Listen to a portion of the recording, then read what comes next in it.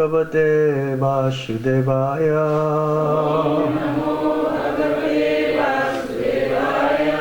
Om Namo Bhagavate Vasudevaya.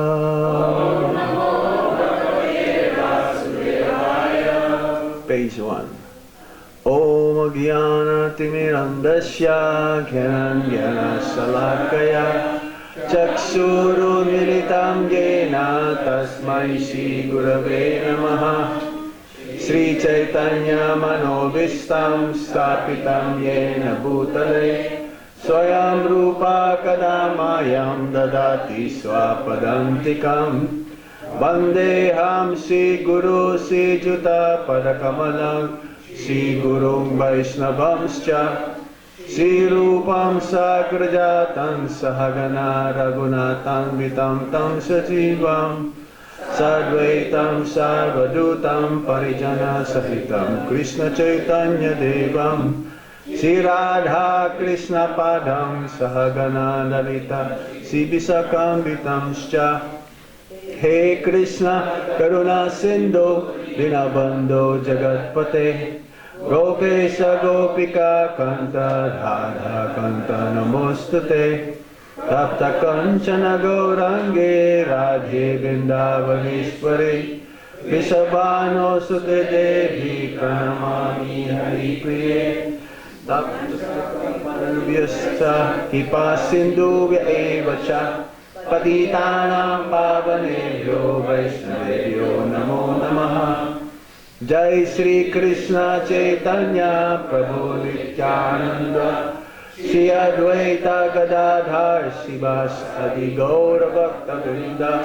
Hare Krishna Krishna Krishna Hare Hare Hare Rama Rama Rama Hare Hare Hare Krishna Krishna Krishna Hare Hare Hare Rama Rama Hare Hare.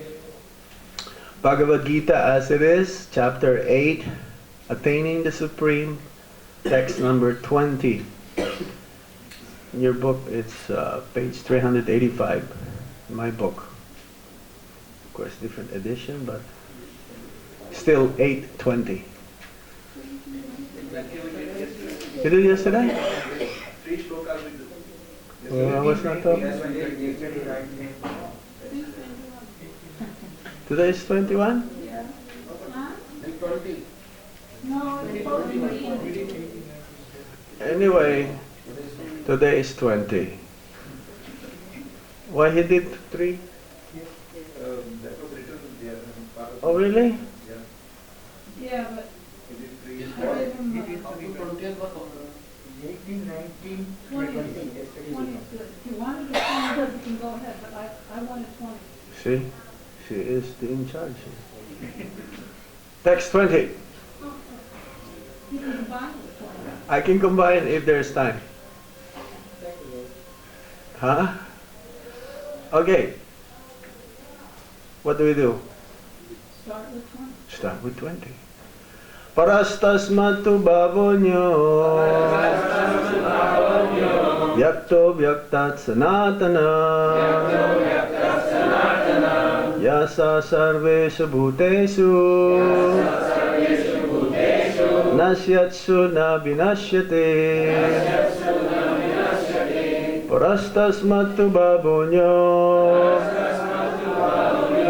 Vyakto vyaktat sanatana Yasa sarveshu bhuteshu Nasyatsu na vinashyate Parastasmatu bhavonyo Vyakto vyaktat sanatana Yasa sarveshu bhuteshu Nasyatsu na vinashyate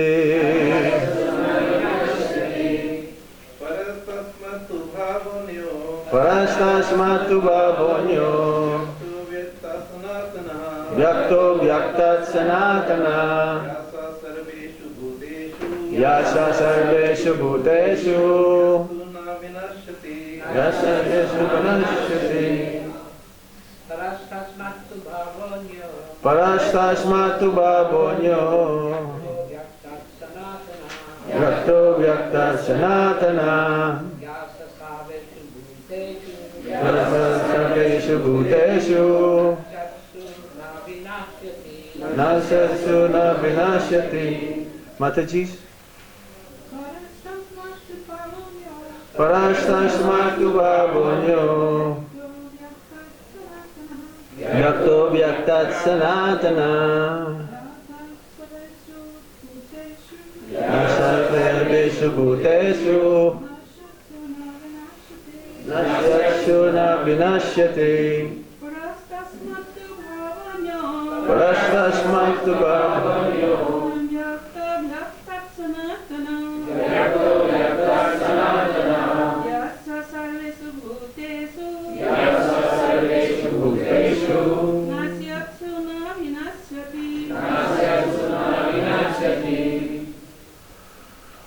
Para, transcendental. Tasmat, to that. To, but. Bhavaha, nature. Anyaha, another. Avyaktaha, unmanifest. Avyaktat, to the unmanifest. Sanatanaha, eternal. Yaha saha, that which. Sarveshu, all. Bhuteshu, manifestation. Nasyatsu, being annihilated. Na, never. Vinashyati, is annihilated. Translation and purport by His Divine Grace Srila Prabhupada. Srila Prabhupada ki jai. Yet there is another unmanifest nature, which is eternal and is transcendental to this manifested and unmanifested matter. It is supreme and is never annihilated. When all in this world is annihilated, that part remains as it is. Purport. Krishna's superior spiritual energy is transcendental and eternal. It is beyond all the changes of material nature, which is manifest and annihilated during the days and nights of Brahma. Krishna's superior energy is completely opposite in quality to material nature. Superior and inferior nature are explained in the 7th chapter.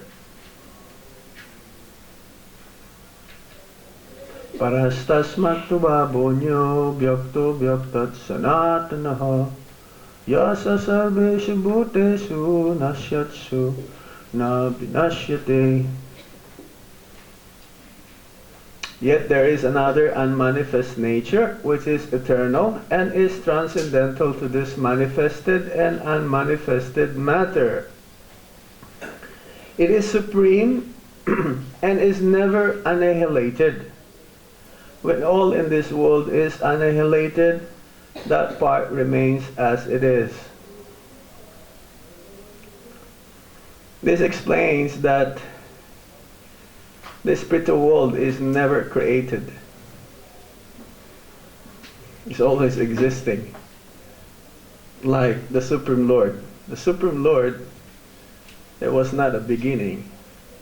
He's always there. Otherwise, He's not God. If God was created, then He's not God. And therefore, anything in relationship with the Supreme Lord was never created. It always exists. The material world, which is not eternal, has been created. There's been a beginning, there's a middle, and there's an end. And We've been hearing for the last few days regarding the nature of this world, that when Lord Brahma goes to sleep, he goes to sleep also. And then there's a partial dissolution, and then when he gets up, there is another waking up. So this unmanifest nature of the Supreme Lord is superior. It's para Shakti, which means it is beyond the modes of material nature. The material nature, because under the modes of material nature, is being directed under the modes of material nature, is inferior. In the spiritual world, there is no modes of goodness or modes of passion or mode of ignorance. It's only here in the material world. In the spiritual world, only pure goodness. In the material world, there is no pure goodness, because the goodness here is sometimes tinged with mode of passion or mode of ignorance. So according to the Vedic literature, we've heard of the description of the spiritual world. The Vedic literature, they are Dharmatta Sakshat Bhagavat Pranitam. They all came, all the descriptions that we need to elevate ourselves, the conditioned souls, to go back home, back to Godhead. They're all enunciated or came from the Supreme Lord Himself. He did not leave us blank. He did not leave us nothing or not knowing what to do. We have a choice, but if one wants to become happy, which is the nature of every living entities, then one must comply with the Vedic literature.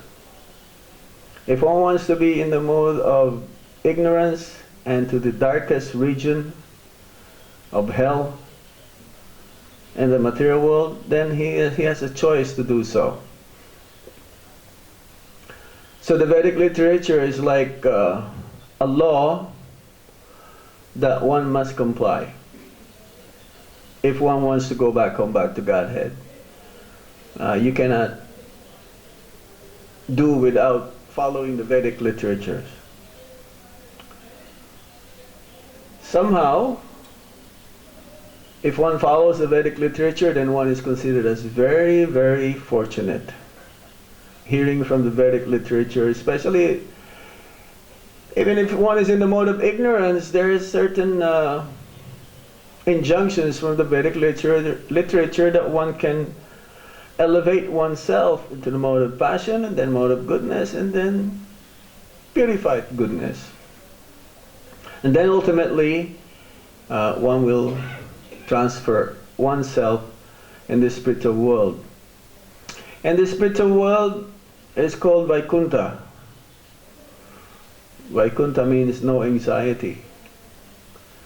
Material world means you have to care a lot.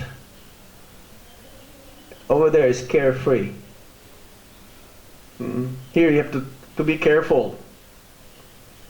Just even crossing the street from here, going to Biharilal. You have to be careful. You have to look. You cannot just say, oh, this is Vrindavan, I can just walk straight. Right? You have to look both sides. You have to be careful. In the spiritual world, carefree. Anyone who follows the process of bhakti yoga without any self-interest, without any self-motive, it says that one can have his eyes blindfold and run as fast as one can in any direction, and he does not have to worry, because Krishna takes care of him. Spiritual world means no anxiety. Here in the material world, there is always an anxiety, especially of birth, death, old age, and disease. No one wants to die. No one wants to get old. No one wants to have a toothache. We have one devotee who just got a toothache, and he came to me, Prabhu, oh Maharaj, what shall I do? Where? You know, just one tooth. Isn't it? We're always in anxiety. Birth, death, old age, and disease. In this spiritual world, no. Everyone is eternal. Everyone is a person. Everyone is animate, fully conscious. Even the sand, even the pillars, even the trees, even the insects, even the bees, everybody fully conscious of only one duty: how to please the Lord, how to please Krishna. They don't have anything in their mind, anything in their consciousness. They don't have any self-interest. Compared to the material world, Krishna consciousness means I don't have any self-interest, only to please Krishna. As soon as I have interest for myself, for sense enjoyment, then that is not Krishna consciousness. That means material. So in this spiritual world, they don't have that mentality for my own benefit. Everything is always focused on the pleasure of the Supreme Lord. The inhabitants of Vrindavan are like that. In Vaikuntha, that means the spiritual world are also divided into different parts. That's what I call Vaikuntha planets, where the predominating deity, Lord Narayan, has four-arm form. And all the inhabitants there, they also have 4 arms. Have you seen any person here who has 4 arms? Maybe 3? Or 2.5? No. In the spiritual world, it's like that. But they're not like without personality, that they lose their personalities, the identities. Everyone is a person, unique, individual. Everyone has their own service for the Supreme Lord. There are 24 different expansions, Narayan expansions of the Supreme Lord in the Vaikuntha planets, according to the different hands holding different items. Shankha, conch, gada, mace, this lotus flower, padma, and chakra, this sudarshan. So accordingly, these are like kind of interchangeable, and up to 24 different personalities and different expansions of the Supreme Lord, different avatars who came to the material world. Avatar means he who descends from the spiritual world. They also have their own spiritual planet. Lord Nishingadev, Baraha, Kurma, Ram. So everyone is fully engaged in devotional service there. They have trees, which is mentioned here in the next verse. They have trees, and they're called Kalpabhiksha trees, wish-fulfilling desire trees. In the material world, we have a mango tree, you only get mango. Guava tree, you only get guava. The Kalpabhiksha tree means you wish, oh, I wish I can offer Krishna some grapes. Then grapes will be coming there, and then you offer grapes. I wish this tomorrow. I wish a very nice pomegranate. Pomegranate will be there. Wish fulfilling desire tree. Whatever you desire will be fulfilled. Every walls or pavements, they're made of Chintamani stone. Chintamani stones are like very, very special stones also. They're very alive. They're full of gems, very precious jewelries. And the inhabitants, especially the women. Now here in the material world, we have a contest, Miss Universe, Miss World, Miss International. One time the Philippines won the 3 titles. India also, they're very beautiful. They became like famous. Compared to the heavenly denizens, the inhabitants there, the women, our earthly planets are nothing. Are nothing. But in the spiritual world, whoa, eternally youthful. They're called goddesses of fortune. Lakshmi Sahasran. There are like millions and billions of them. They serve the Supreme Lord, and they're waiting for His kiss.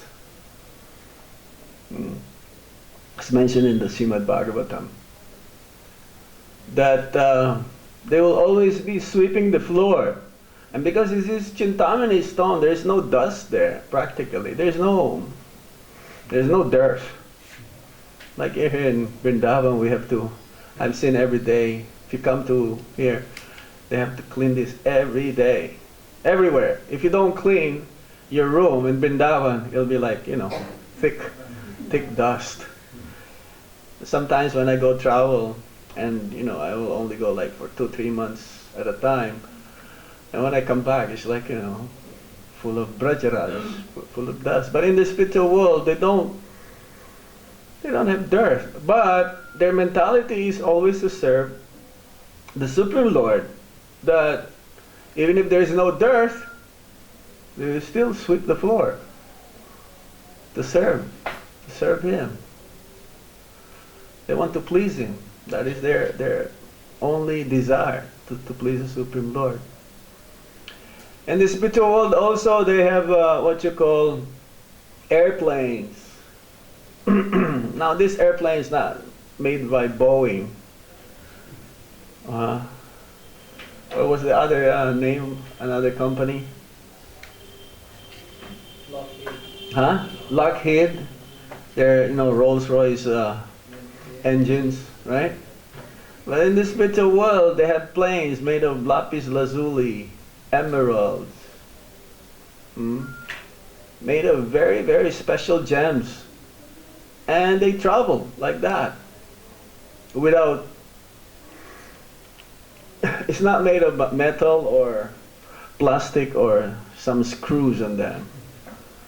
They're like and that they don't smash with each other. They don't need the tower to tell them okay, now it's ready for you to land. Now you can go. No, they don't have that. And they can go wherever they wish to go. Even here in the material world, the demigods, they have certain airplanes also. It's like almost like a city. They have waterfalls and like a big city. They can travel. But in the spiritual world, it's like that. They have this special privilege to travel wherever they wish to go, but still for the main purpose to serve the Supreme Lord. So they don't die there. Everyone is eternally youthful. Everyone is eternally young. There's no old age, as we mentioned earlier. And these Lakshmis, In the material world, Lakshmi is Chanchala, right? Lakshmi doesn't stay in your hand. She is that personification is that Lakshmi, or fortune or wealth. She doesn't stay in one place. You have her today, tomorrow she's gone. Then maybe someday she'll come again if we're lucky. And we're always looking after her. We want to always run. We're running after her. And the spiritual world is the opposite. Lakshmi is not going here and there. She is steady. She is fixed in her service to the Supreme Lord. Actually, these Lakshmis, or goddesses of fortunes in the spiritual world, the Vaikuntha planets, they're not actually wives of Lord Narayan, but they are wives of the male devotees. They're wives of the male devotees. And in the spiritual world, there is no sexual attraction. Even though they're so attractive to each other. Relationships may be there, but they don't have that attraction to have that relationship to have sex. It doesn't cross into their mind or into their consciousness that because she or he is attractive, therefore I want to enjoy her or him. I just want to please Krishna. I just want to please my beloved Lord. That's it. And that is the highest pleasure. In the material world, sex is the highest pleasure, momentarily, but at the same time it creates so much sufferings. So in the spiritual world, this doesn't happen. It is explained in the 15th chapter of the Bhagavad Gita that the material world is compared to the reflection of the tree in the water. It's like if you go in a reservoir of water, like a river, and then there's a tree. The tree, that when you see the tree underwater, the reflection will be upside down. Right? The branches are on the bottom, and the roots is on the top. So the material world is the perverted reflection of the spiritual world. Perverted means it is not meant to be real. It is what you call imitation, replica. In the material world, there's so many things that they try to imitate, they try to copy, because they cannot afford the original one, right? But when you look at it, oh, it looks original, but when you look closer, you can see the defects. Cosmetics defects. You cannot really copy the original. So the material world is like that. We want to be happy here. We want to live longer here, stay as long as we like, eternally. We want to stay young forever. Not possible. Not possible. Material world means there's always changes. It's always changing. But that change turns into decay. Turns into losing the quality. Spiritual world, there's a lot of changes. There's variety, variegatedness. But it's always fresh. because it is eternal. It doesn't change because of this eternity, the eternal nature. That's why Krishna's nature, the para Shakti, is superior. The spiritual energy is superior. It is transcendental.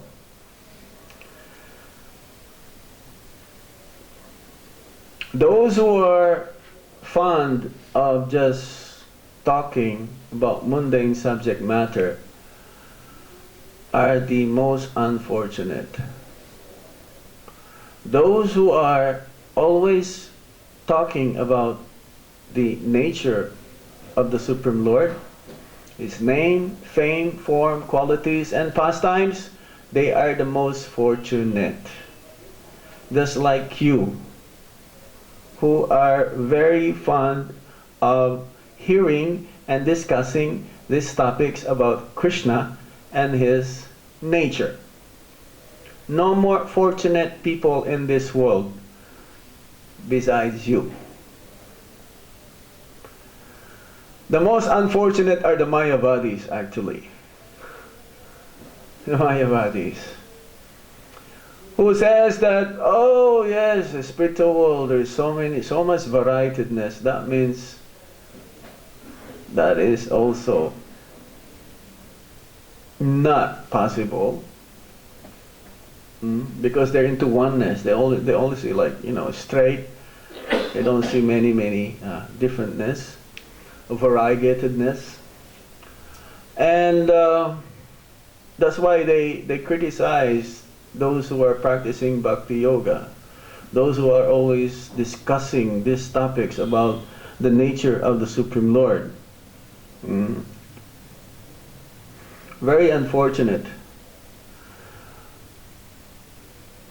The demigods, actually they're waiting to take birth as human form of life. Because in the human form of life, this is the best vehicle for which one can go back to the spiritual world. The human form of life is the best vehicle, the best captain of the boat is a spiritual master. The Vedas are the favorable wind. When you go sailing, you need favorable wind so that you'll get to your destination expedited. If you have a very favorable wind, you don't even have to row.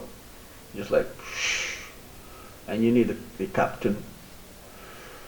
You need a captain, a good captain, an able captain who knows the direction where to go. That's the spiritual master. So we're very fortunate. Somehow or other, every day we have the chance to hear about this subject matter. We can discern, we can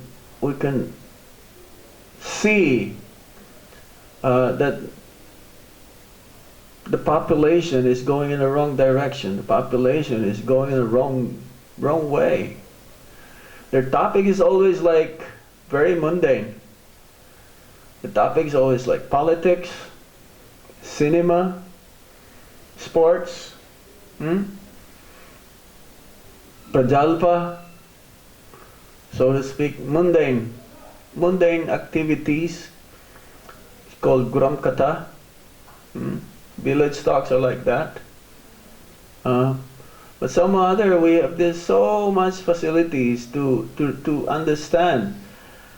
And Lord Brahma was saying this, that one who really wants to go back home, back to Godhead, should develop desired qualities.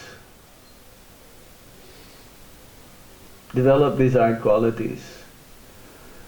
We have these qualities that we need to develop if we want to go back to the spiritual world. One may say, well, I'm happy here. I don't want to go back home, back to Godhead.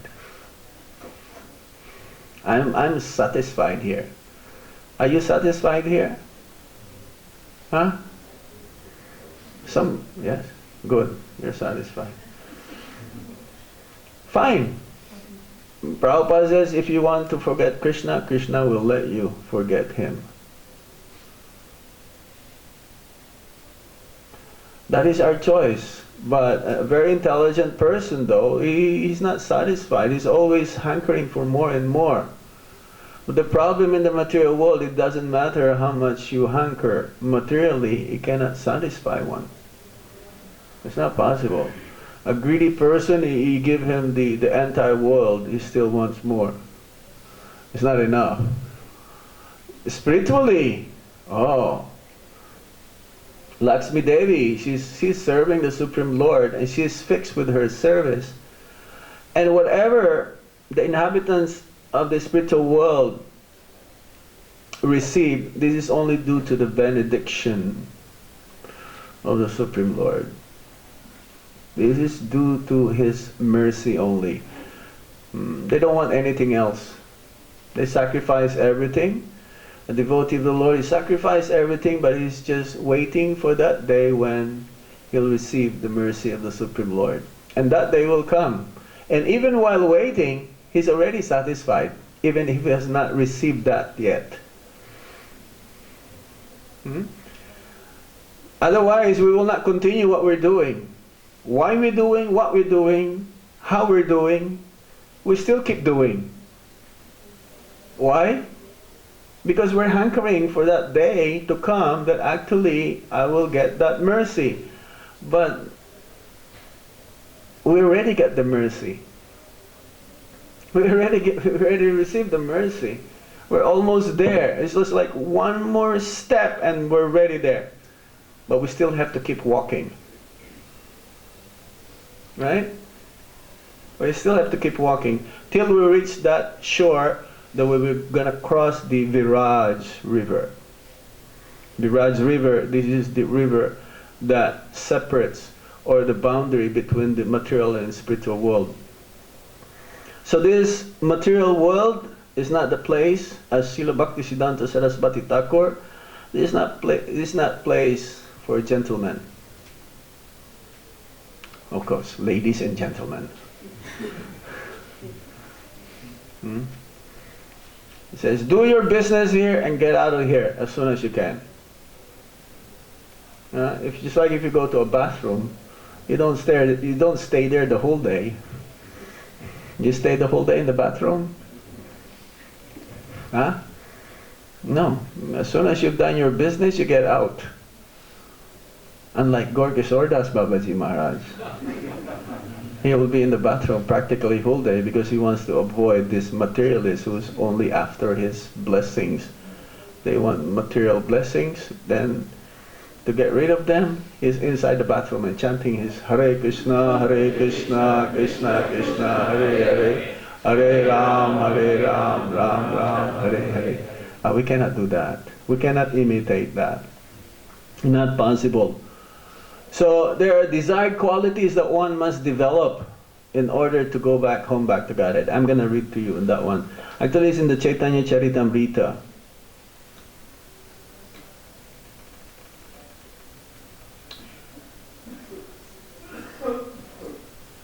Only person, says here, Prabhupada says, Brahmaji confirms herewith that only persons who have developed the desirable qualities can enter into the kingdom of God. In the Chaitanya Charitamrita, the devotees' desirable qualities are described to be 26 in number. They are stated as follows.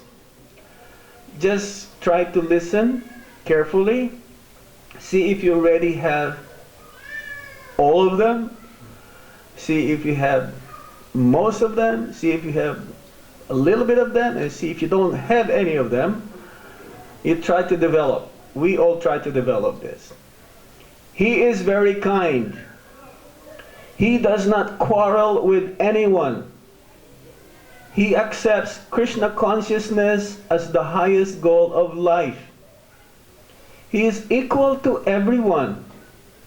No one can find fault in his character. He is magnanimous, mild, and always clean, internally and externally. He does not profess to possess anything in this material world. He is a benefactor to all living entities. He is peaceful and is a soul completely surrendered to Krishna.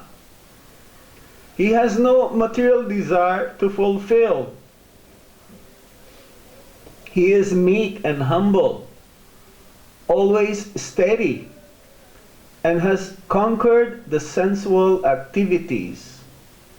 He does not eat more than required to maintain body and soul together. He is never mad after material identity. He is respectful to all others and does not demand respect for himself.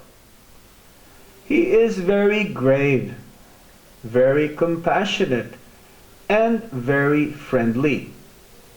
He is poetic. He is expert in all activities, and he is silent in nonsense. Similarly, in Srimad Bhagavatam, 3rd Canto, 25th chapter, verse 21, the qualifications of a saintly person are mentioned. It is said there that a saintly person eligible to enter into the kingdom of God is very tolerant and very kind to all living entities. He is not partial. He is kind both to human beings and to animals. He is not such a fool that he will kill a goat Narayana to feed a human Narayana or Daridra Narayana. He is very kind to all living entities, therefore he has no enemy. He is very peaceful. These are the qualities of persons who are eligible to enter into the kingdom of God. That such a person gradually becomes liberated and enters the kingdom of God is confirmed in Srimad Bhagavatam, 5th Canto, 5th chapter, verse 2. The Srimad Bhagavatam, 2nd Canto, 3rd chapter, verse 24 also states that if a person does not cry or exhibit bodily changes after chanting the holy name of God without offense, it is to be understood that he is hard-hearted, and that therefore his heart does not change even after he chants the holy name of God. Hare Krishna. These bodily changes can take place due to ecstasy when we offenselessly chant the holy names of God. Hare Krishna, Krishna Krishna, Hare Hare, Hare Rama, Rama Rama, Hare Hare. So ultimately, it all boils down how we chant the Hare Krishna Maha Mantra. All the good qualities will be developed, and our entrance into the kingdom of God is guaranteed if we chant without any offenses.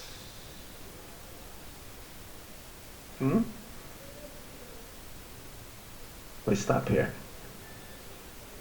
Any questions so far?